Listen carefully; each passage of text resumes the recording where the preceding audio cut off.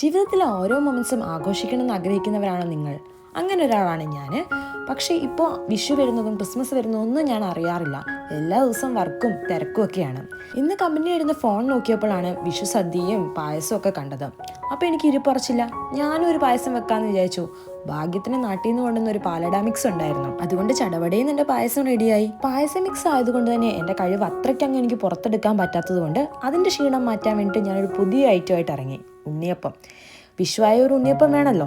റവയും പഴവും കുറച്ച് മൈദപ്പൊടിയൊക്കെ വെച്ചിട്ട് ഒരു റെസിപ്പി ഞാൻ യൂട്യൂബിൽ കണ്ടതാ, ബീൻസീസ് കിച്ചൺ. പക്ഷെ ട്വിസ്റ്റ് വന്നത് എവിടെയാണോ, മൈദപ്പൊടി നോക്കിയപ്പോഴാ സാധനം തീർന്നിട്ടുണ്ടായിരുന്നു. പിന്നെ കൈ കിട്ടിയ ഗോതമ്പ് പൊടി വെച്ച് ഞാൻ അങ്ങ് തട്ടിക്കൂട്ടി. പിന്നെ ശർക്കരയും ഗോതമ്പും റോയൽസിനൊരു വീക്ക്നെസ് ആയതുകൊണ്ട് ഇച്ചേനം കൊണ്ട് ഫ്ലോപ്പ് ആയാലും തീറ്റിക്കാന്നൊരു കോൺഫിഡൻസ് എനിക്കുണ്ടായിരുന്നു. ഇനിയാണ് മെയിൻ ട്വിസ്റ്റ്. എനിക്ക് ഉണ്ണിയപ്പച്ചട്ടിയില്ല. അപ്പൊ ഈ ഉണ്ടായതിനെ ഉണ്ണിയപ്പം എന്ന് വിളിക്കത്തില്ല, നെയ്യപ്പത്തിലുണ്ടായ ഉണ്ണിയപ്പം.